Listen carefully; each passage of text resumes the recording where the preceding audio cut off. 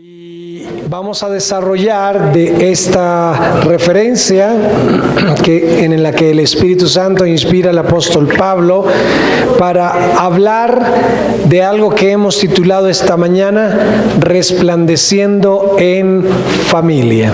Resplandeciendo en familia, Efesios 5:21. Efesios 5:21. ¿Listos todos? Muy bien.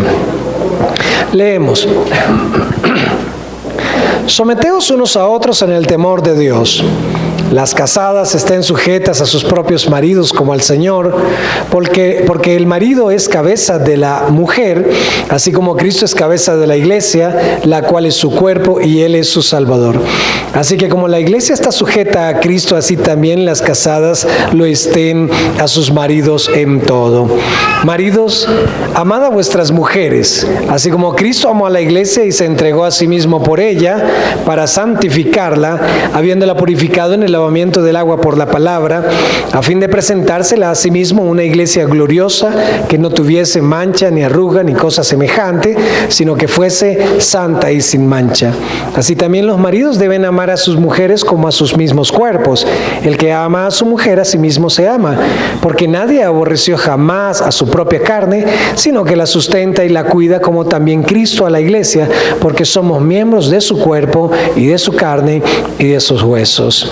Por esto dejará el hombre a su padre y a su madre y se unirá a su mujer, y los dos serán una sola carne.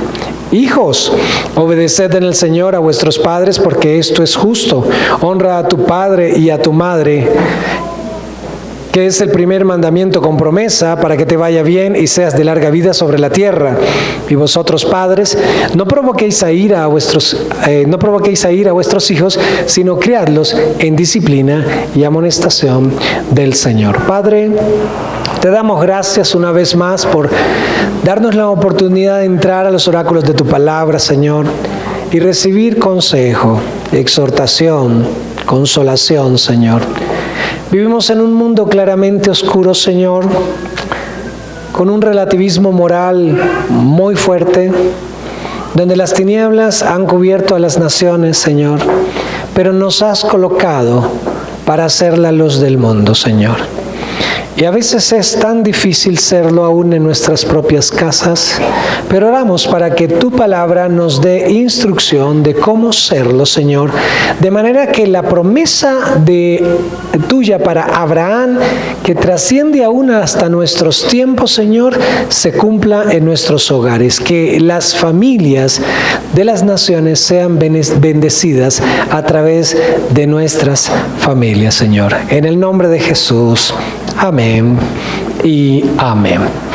Bien, vamos a desarrollar en este párrafo, en estos versículos que hemos leído, 5 verdades importantes que el apóstol Pablo refiere acerca de resplandeciendo en familia. Y la primera verdad que mencionamos la hemos titulado el fundamento de nuestras conexiones. El fundamento de nuestras conexiones. Uso esta expresión porque en el ámbito familiar existen conexiones socioafectivas, hay una relación, hay una dinámica en la relación entre esposo y esposa, padres, hijos a padres, entre hermanos, y es normal que haya algunos eventos donde de pronto discutimos por algunas cosas, pero necesitamos ser juiciosos en cuidar de nuestras conexiones.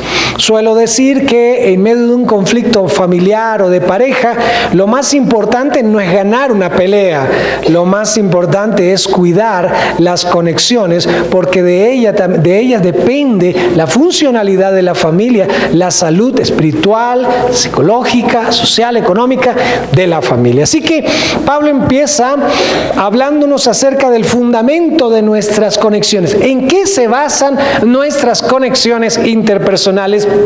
Y dice así: someteos unos a otros en el temor de Dios.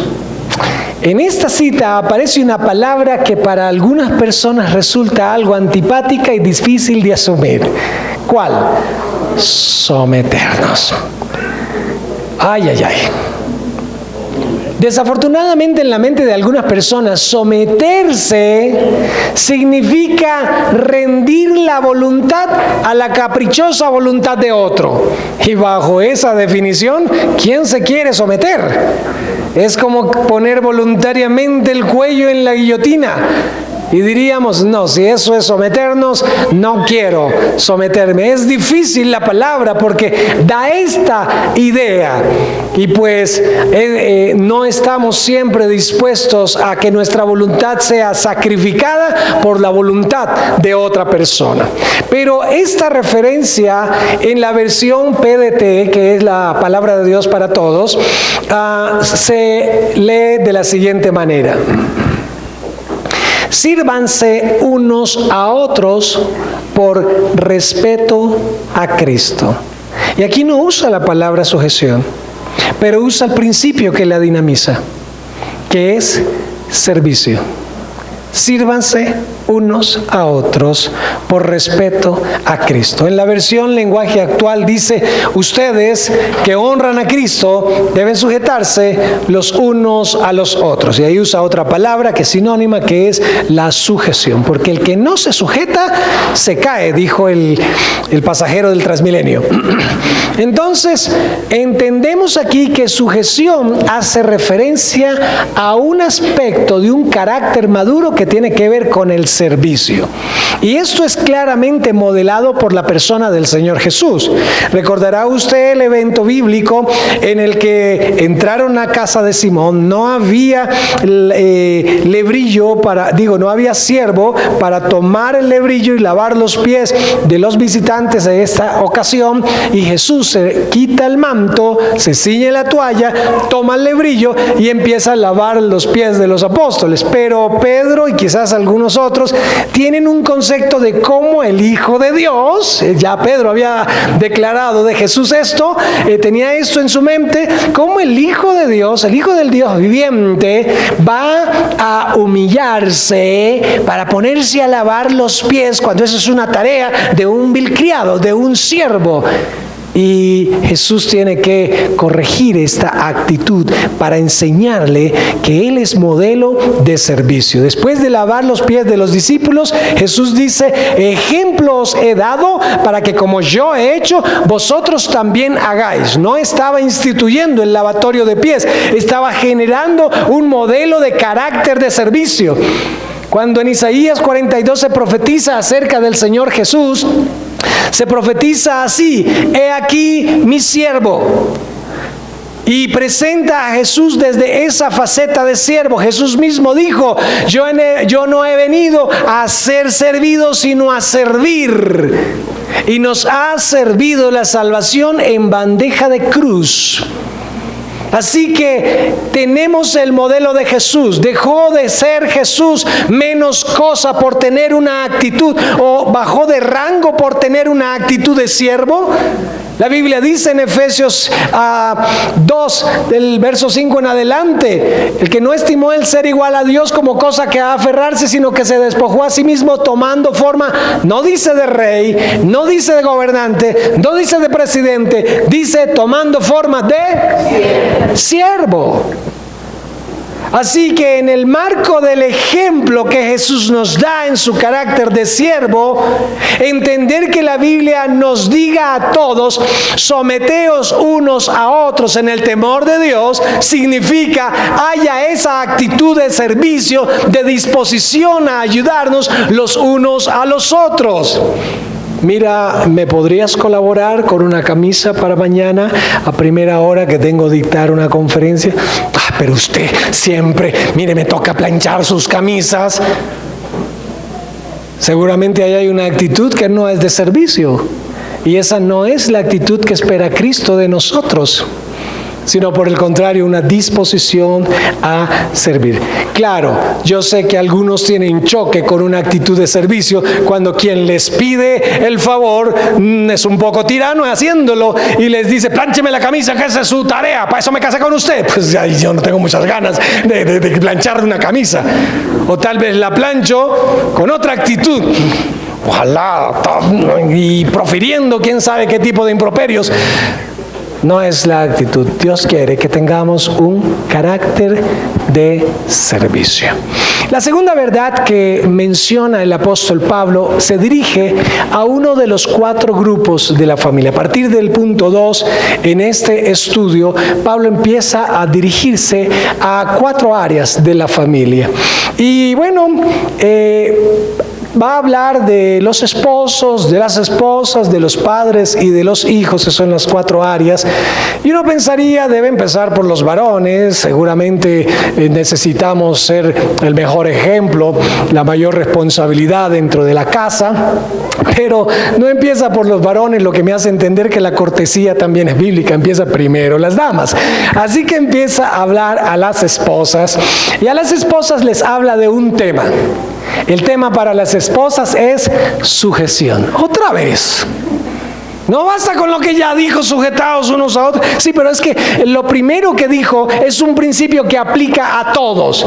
Es decir, el hombre debe sujetarse a su mujer en el sentido de que debe tener una actitud de servicio a ella. Igual la mujer, igual el hermano al hermano y todos. Pero el principio fundamental de las conexiones saludables es una actitud de servicio unos con otros.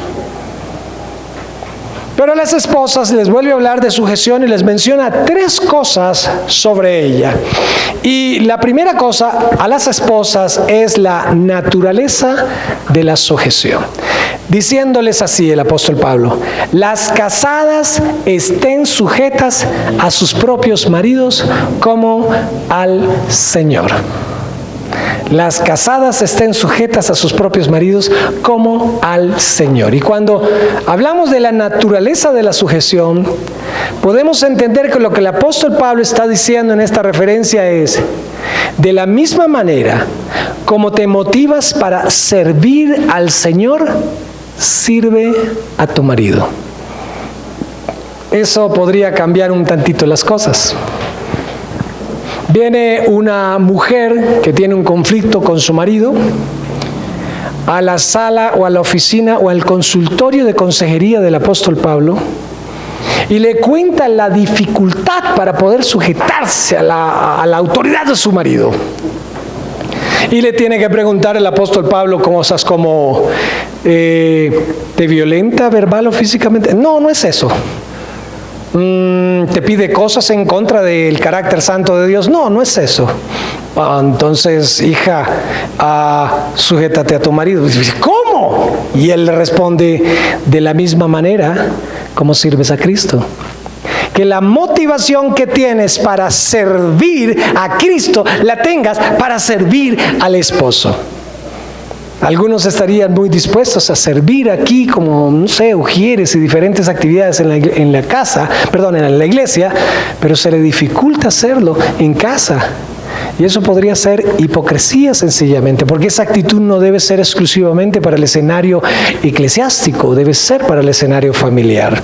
Ahora, seguramente cuando el apóstol Pablo le habla de la naturaleza, mire, debes sujetarte a tu esposo como te sujetas a Cristo, debes servir a tu esposo como sirves a Cristo. Y tal vez ella abre los ojos para hacer una pregunta: ¿y por qué, Pablo? ¿Por qué tengo que hacer eso? Y Pablo le menciona la segunda verdad acerca de la sujeción a la mujer, la razón de la sujeción, y dice: porque el marido es cabeza de la mujer, así como Cristo es cabeza de la iglesia, la cual es su cuerpo y Él es su Salvador.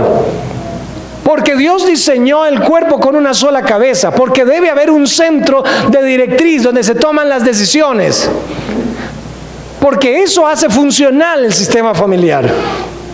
En una relación física de cabeza y cuerpo, ¿sí? ¿Qué une la cabeza con el cuerpo? El cuello, ¿vale? Imagine un cuerpo sin cuello. Y tengo que mirar a la derecha. Ahora debo mirar a la izquierda. Espérate, de ahí la vuelta completa. Y ahora quiero mirar al otro lado. Y no hay como funcionalidad.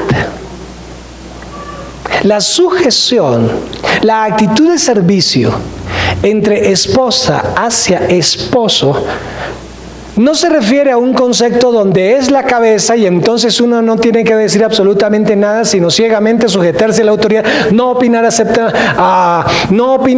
de las decisiones que se están tomando, y si no me gusta o si me denigra o me afecta, no tengo que decir nada. Esa no es la idea bíblica de la sujeción. La idea bíblica de la sujeción es que él asume una responsabilidad como representante legal delante de Dios. Y pueden sentarse y hablar de las perspectivas de las decisiones.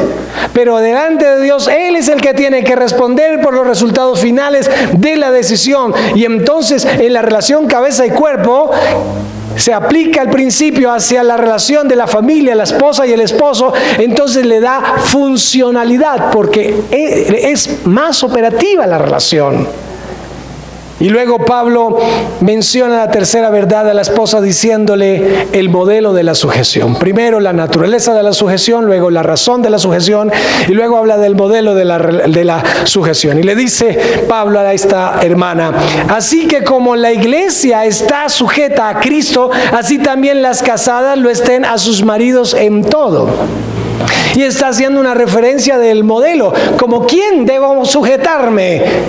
Y no le diría, bueno, como Julieta a Romeo, ni como Fiona Shrek, o Shrek, bueno, eso. Sino como la iglesia a Cristo. Ahora, si analizamos la sujeción de la iglesia a Cristo, hay algunas deficiencias en eso, desafortunadamente. Pero Pablo está hablando del ideal de sujeción que hay entre la iglesia a Cristo. La sujeción de la iglesia a Cristo es una sujeción donde estamos dispuestos a servirle en todo porque entendemos lo que le costamos a Él. Se entregó por nosotros, cada uno de nosotros le salió carísimo a Dios en la obra de la redención. Y lo más obvio es que nos sujetemos a su autoridad, por supuesto, a su liderazgo, a los propósitos de Él con nuestras propias vidas.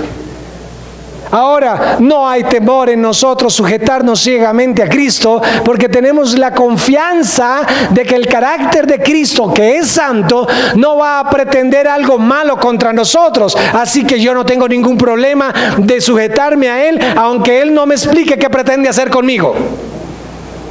Algo así en la versión de la vida de José, el hijo de Jacob, que sufre bullying por parte de sus hermanos.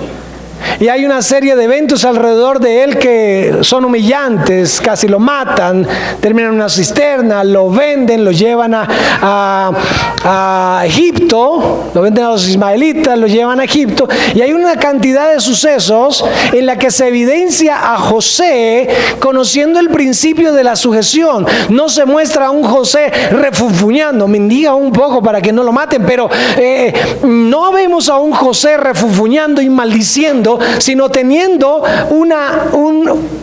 tal vez el interrogante: quizás no entiendo lo que estás haciendo, Dios, pero me allano a tu voluntad. Debes tener propósito con todo esto que me está pasando. Es difícil, pero sabrás tú lo que estás haciendo. ¿Le costó bullying? Sí. ¿Le costó traición? Sí. ¿Le costó calumnia? Sí. Terminó incluso en la cárcel. Interpreta sueños y aún así lo olvidan, a pesar de que benefició a algunos compañeros en la celda. Pero finalmente Dios cumplió su propósito en él. Y si sabemos que Dios siempre tiene lo mejor para nosotros, a pesar del proceso difícil porque pudiéramos pasar, ¿cuál sería la dificultad para sujetarnos? Pero entonces la esposa diría, bueno, pero con el marido es distinto. No, es como la iglesia que confía en el direccionamiento de Dios para hacer su voluntad en todos los eventos que suceden en torno a la iglesia. Entonces, de la misma manera, no para que se hagan los sueños egoístas de un hombre, y ya hablaremos hacia los hombres, sino para que se hagan los sueños de Dios en ese matrimonio, en ese hogar. Esa es la clave. Entonces, la esposa puede decir, me sujeto a ti. Y yo sé que en la medida en que tú te sujetes a Cristo, no habrá riesgo con sujetarme a ti. Luego entra Pablo en el punto 3 a hablar ahora a los esposos, a los varones. Y a los varones les habla otro tema distinto a sujeción. Les habla de amor.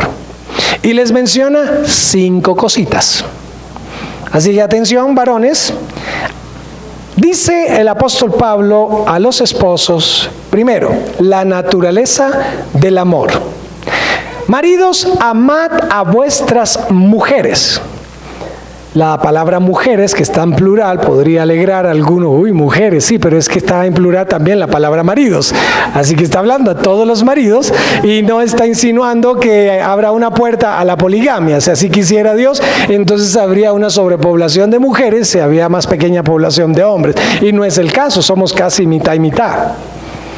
Así que cuando está hablando de la naturaleza del amor, no está hablando de poligamia, pero sí está, vamos a poner el énfasis en la palabra amad que aparece allí. Es un verbo, amar, está conjugado. Amad, lo que implica que es un mandamiento. Está conjugado de manera imperativa. Pero aquí surge un problema. ¿Puede alguien obligarme a mí a amar a alguien? No. Pero ¿por qué entonces en la Biblia hay un mandamiento para amar a las esposas? Entonces tal vez sale del consultorio de consejería del apóstol Pablo la esposa un poco molesta por el consejo que le dio el apóstol Pablo quizás, y cierra la puerta atrás de sí, y tal vez Pablo llama a la secretaria y le dice, pásame el siguiente. Es el marido de la señora que acaba de salir. Entonces entra el marido, ¿sí? Y entonces ya ha escuchado la perspectiva de la esposa y le dice Pablo, mira, sabes que es una orden que ames a tu mujer. Pero apóstol Pablo, usted no es el que está casado con ella, es difícil amarla. Es una complicación, tiene cosas que me resultan difícil amarla. Es un mandamiento que la ames. ¿Cómo me puedes obligar a mí? Por ella se me acabó el amor. Bueno, la Biblia habla de el amor no como un sentimiento perecedero. La palabra griega que se emplea en el texto es ágape, que no hace referencia al amor típico biológico o psicobiológico que se puede dar en nosotros, donde experimentamos las maripositas y esa atracción y esa seducción, esa sensualidad que puede haber en la relación entre pareja, porque eso no es tan permanente. Eso tiene sus fluctuancias, pero cuando usa la palabra ágape está refiriéndose al mismo amor que mueve a Dios a dar a su Hijo para la salvación del mundo. De tal manera amó ágape Dios al mundo, que dio a su Hijo unigénito para que todo aquel que en él cree no se pierda, mas tenga vida eterna. El mismo amor que mueve al Hijo a amar al Padre, sujetándose al Padre para ir hasta la cruz, y nos amó desde la cruz. Y el mismo amor que, según Romanos 5:5, el Espíritu Santo derrama en nuestros corazones cuando recibimos el Espíritu Santo en nuestras vidas. Así que no es algo que nace con nosotros.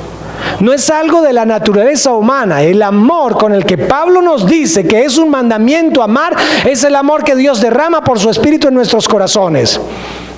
Ahora ese amor en nuestros corazones nos equipa para amar a Dios, para amar al prójimo y para amar a la mujer con la que el apóstol Pablo no está casado. Esa mujer difícil. Porque ese amor que le da competencia a Dios a amarme a mí, es el que derrama en mí para darme competencia a amar a alguien que quizás me odia, amar a alguien que quizás no me brinda su amor. Por eso, a pesar de tanto que el hombre puede insultar a Dios con su conducta, con su negación de Dios, Dios le sigue amando. Porque Cantares 8:7 dice que ese amor no lo ahogarán los ríos, ni lo apagarán las aguas, las muchas aguas. Es un amor que todo lo sufre, dice Pablo, todo lo cree, todo lo soporta, todo lo espera, no se irrita, no guarda rencor, no hace nada indebido. Es un amor excepcional.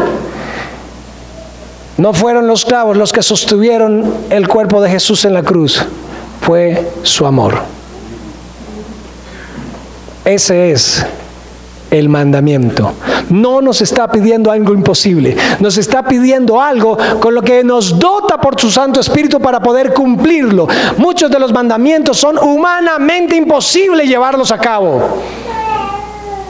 pero hay una dotación del Espíritu Santo para llevarlo a cabo. Así que los varones podemos obedecer este mandamiento cuando estamos conectados al Espíritu de Dios y hay un flujo del amor de Dios a través de nosotros hacia la esposa, como una manguera. Tú enchufas la manguera a la llave, abres la llave y está fluyendo el agua por la manguera, y al otro extremo tienes tal vez la pistola para rociar, y la manguera no está haciendo un gran esfuerzo para empujar a ver si sale agua a través de ella. No, solamente deja fluir el agua a través de ella. Eso hacemos cuando nos conectamos con Dios. Su Espíritu derrama su amor en nuestros corazones y nos llena de tal manera que yo ya no le estoy mendigando a mi esposa que me ame, sino que yo ya estoy satisfecho del amor de Dios en mi vida, y ahora empiezan a generarse una serie de actitudes, palabras, acciones concretas hacia mi cónyuge para que el amor de Dios fluya a través de mí hacia ella.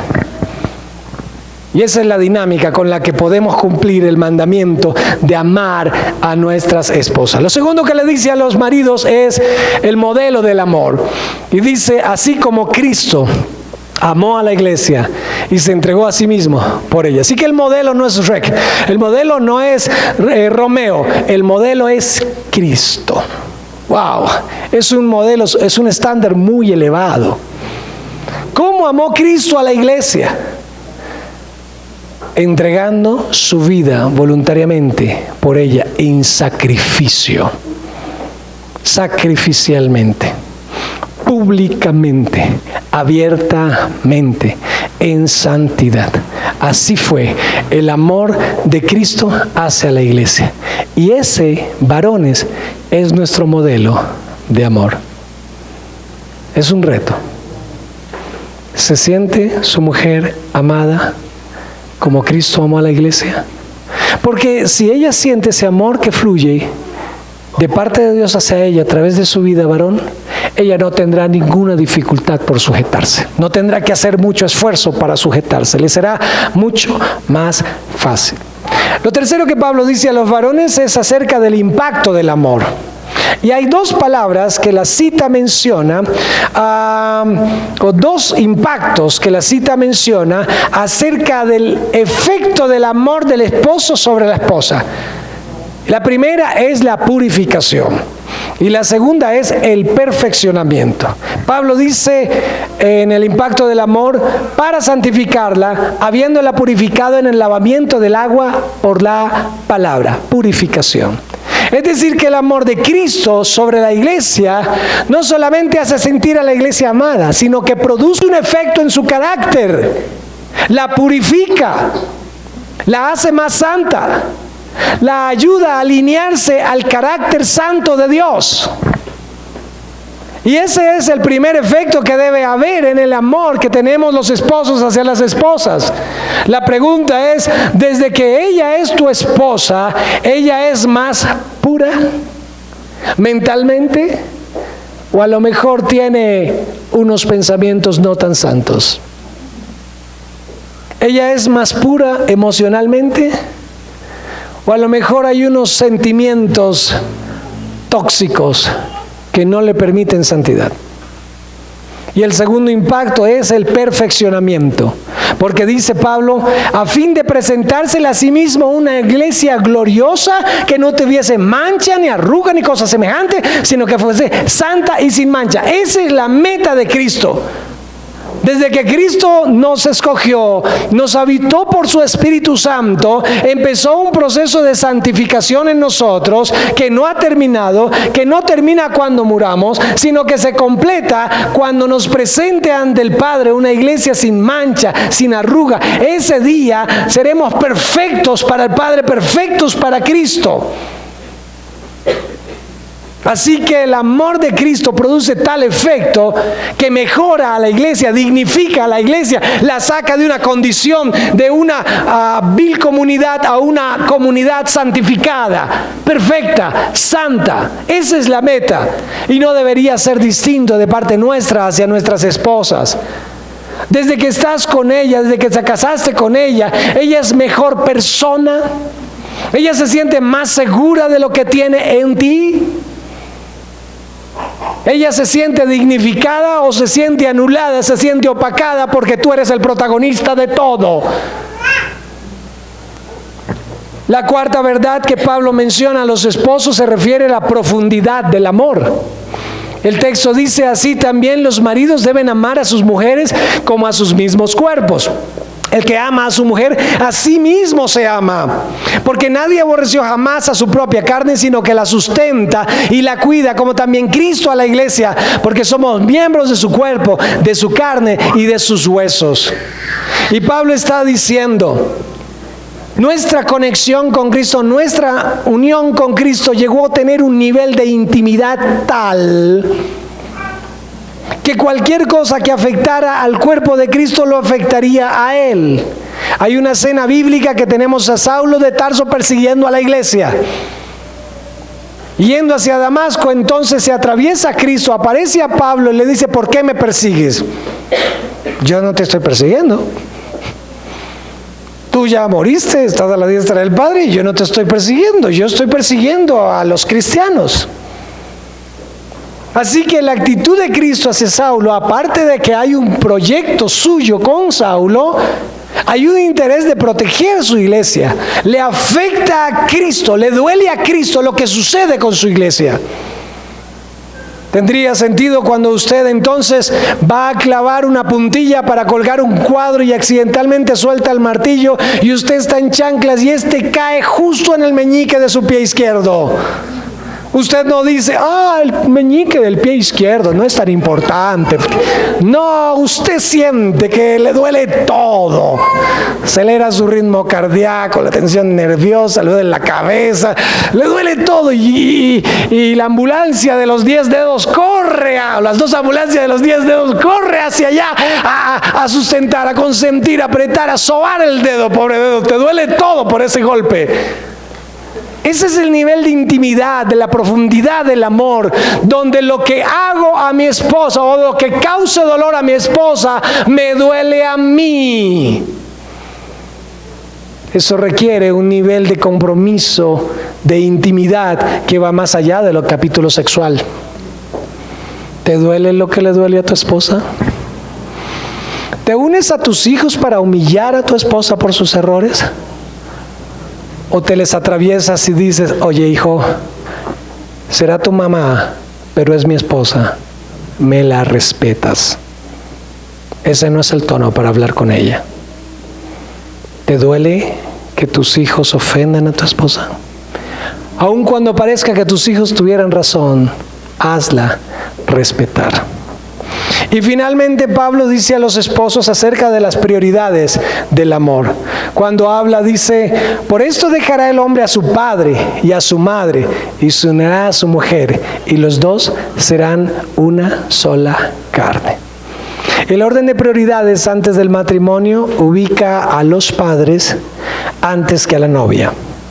Pero una vez contraídas las nupcias, el orden cambia y la esposa pasa a ocupar un lugar prioritario, la segunda persona en el orden de prioridades. La primera es exclusiva de Dios, de nadie más. Pasa a ser la segunda persona. Pero entonces me dice la suegra: no, qué pena, pastor, pero mi hijo conoció madre antes que mujer. Y tengo que decirle: mi querida suegra, perdóname que se lo diga, pero usted no tiene un pacto con su hijo, lo tiene su esposa y la esposa de él. Y la relación de pacto trasciende a la relación biológica de padre o de madre e hijo. No me gusta, no me importa si le guste, es el diseño de Dios. Y hay una razón obvia para eso. Porque tal vez llamas a tu hijo: amor, ven, te he preparado los huevitos con tocino que tanto te gusta. Pero mami, voy a almorzar en casa. Ven acá, ven, almuerzas aquí, yo te tengo todo, yo te consiento. Mire, señora, no haga eso. Pero es mi hijo. Sí, pero es casado. Mándele la receta de los huevitos con tocino, que aprenda. Pero respete el lugar de la esposa. Pero es que lo extraño. Bueno, hagan un nuevo programa donde hay un tiempo coordinado por la esposa y el esposo para que destinen un tiempo para visitarla. Obviamente, no hay que abandonar a los padres, pero no hay que atravesarse las responsabilidades de los hijos considerando que esa con la que se casó no sabe nada. Aprenderá, no se preocupe, pero no se atraviese.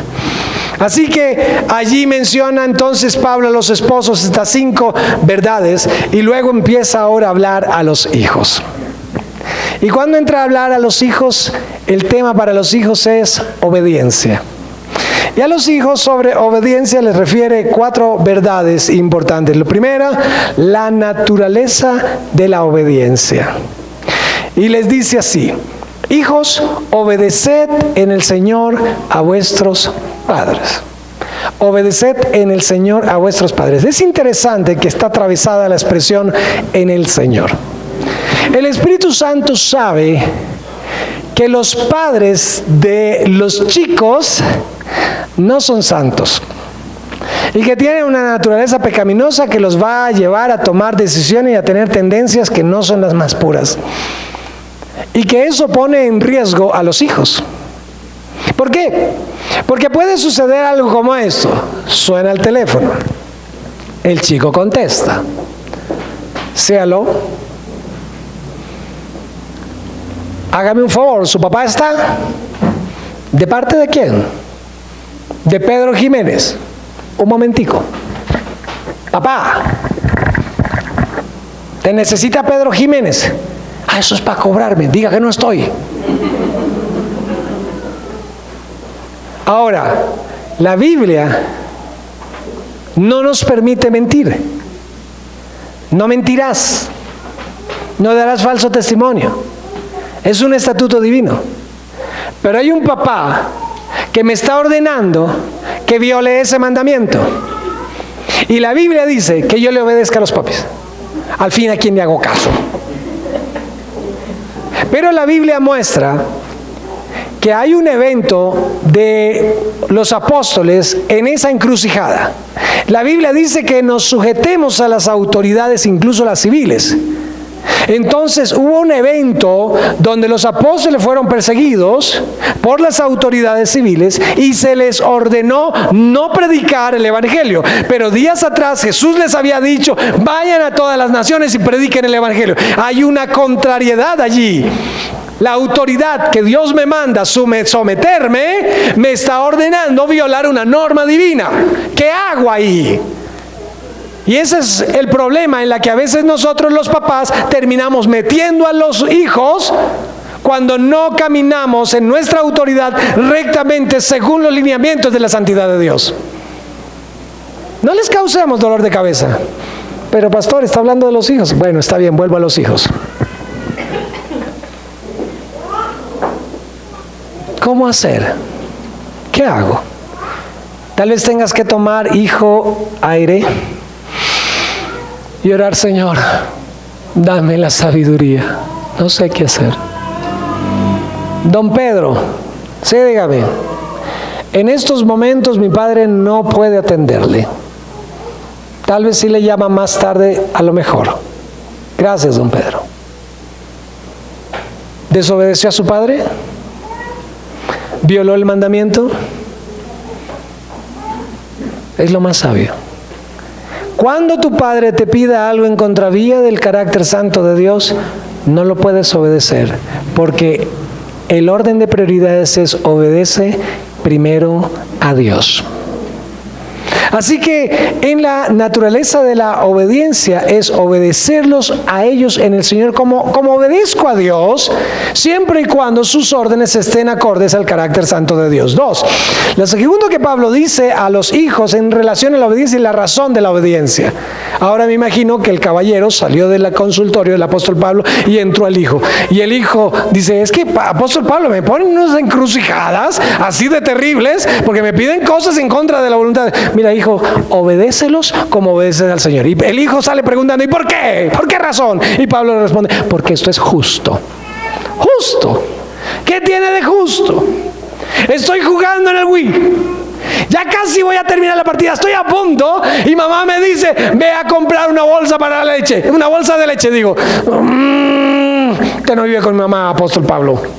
Qué difícil es mi mamá. Y mi papá peor. Deja las llaves, se le olvidan las cosas y me toca ir a llevárselas a donde puedan estar porque es un olvidadizo. Y entonces hay ese conflicto. En eso debo hacer una acotación. Una de las cosas que más estresa a los hijos es que cuando les damos órdenes, estando haciendo ellos algo, no importa si es jugando, haciendo cualquier otra cosa, y les damos órdenes, a veces tenemos una actitud tan tirana que ellos entienden que lo que les pedimos que hagan es más importante que lo que ellos pudieran estar haciendo. Y eso es tirano. Eso no es correcto. Una acotación para que tengamos cuidado en la forma como ejercemos nuestra autoridad sobre ellos. Pero Pablo está hablando de la razón de la obediencia. Dice, porque esto es justo. ¿Qué tiene de justo tener que obedecer a mis padres? Si tu madre te dice lo que te voy a decir ahorita, le vas a decir, ahora me lo sacas en cara. Pero como yo no soy tu madre ni tu padre, te lo puedo decir con toda autoridad. Y te lo voy a decir porque hay que decirlo. ¿Crees que no es justo obedecer a tus padres a pesar de los refunfuñones y pecadores que sean tus padres? Pues te quiero contar una cosa. ¿Sabes cuánto le has costado a tus padres? Doctor, ¿cuánto vale una prueba de embarazo? Con 30,000 pesos. 30,000 pesos. ¿Dónde las compras?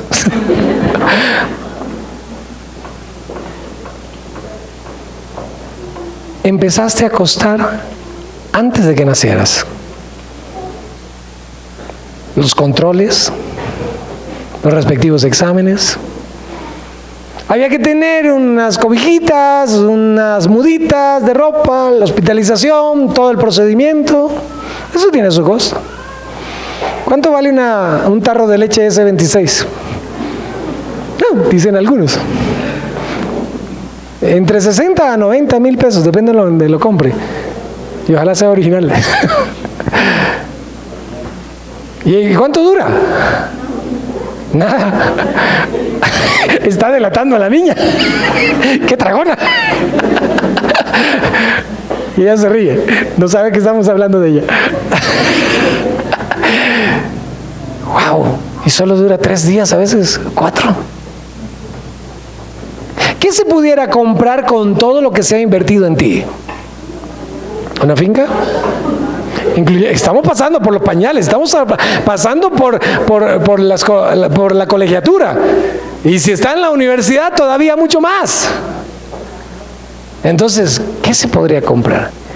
Y tú dices que no deberías obedecer a tus padres, que no es justo. Vamos, también le saliste caro a tus padres. Al respecto, la Escritura dice algo acerca de lo que es justo. En 1 Timoteo 5:4 dice, pero si alguna viuda tiene hijos o nietos, aprendan estos primero a ser piadosos para con su propia familia y a recompensar a sus padres, porque esto es bueno y agradable a Dios. ¿Qué recompensa merecen tus padres si consideras toda la inversión que han hecho en ti? Y eso que me referí solo a lo económico, porque la inversión psicológica, mental, emocional que se ha causado es también muy alta. Muchas de las canas y arrugas que hay en el rostro y las manos ajadas en tus padres obedecen a las inversiones de esfuerzo que han tenido hacia ti. Un día, en un ejercicio muy simple, a solas con tu mamá o con tu papá, toma las manos de ellos entre las tuyas y míralas. Ya no son tan tersas, no son tan suaves quizás como hace unos años atrás. Y si observas las cicatrices de las cortaduras por los desatinos cortando cebolla o cosas por el estilo, haciendo filete, vas a ver que cada una de esas cicatrices que están en sus manos fueron por amarte a ti.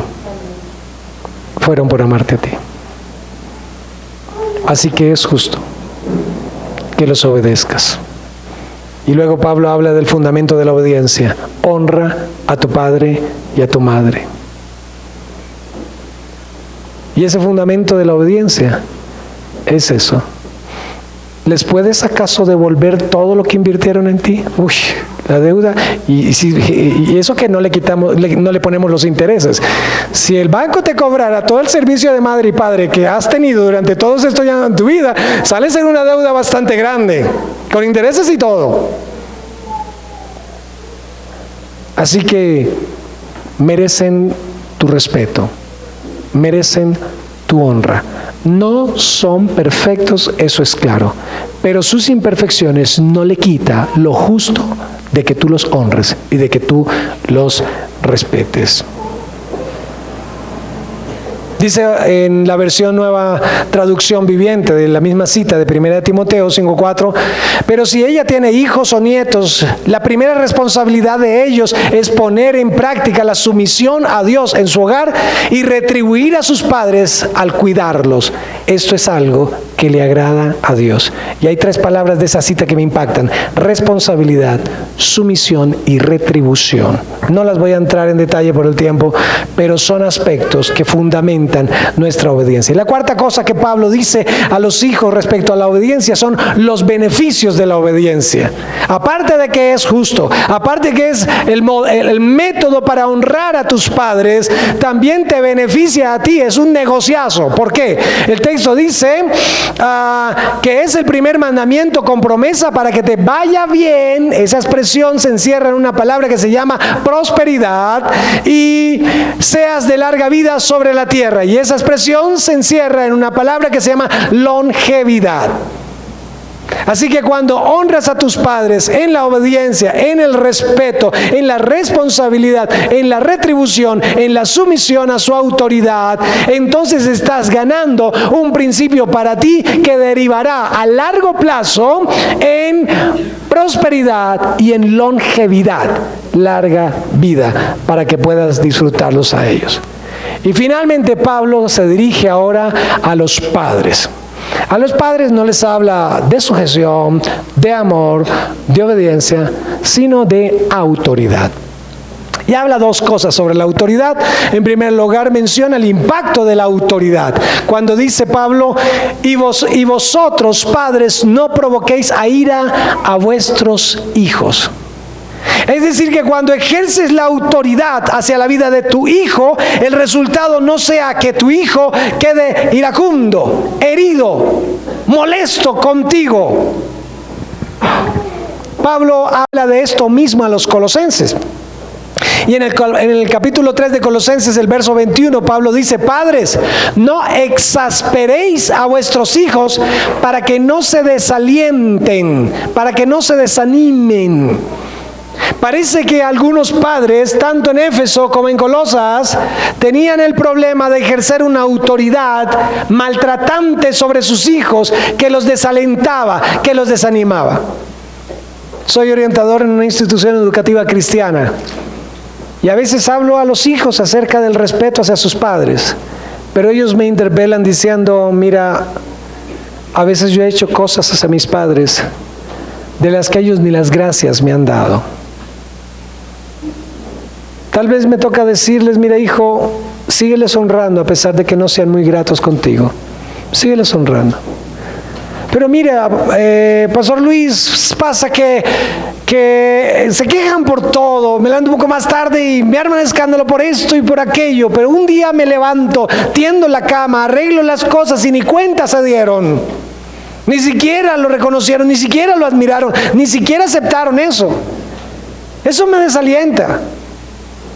¿Con qué ganas uno puede hacer cosas para motivarlos a ellos y ellos a veces ni siquiera se dan cuenta porque están tan sumergidos en su trabajo, están tan sumergidos en sus compromisos, llegan a casa a traer problemas de su trabajo y a discutir por las cosas que pasan en sus trabajos que nosotros somos invisibles para ellos, y eso nos pasa como padres muchas veces.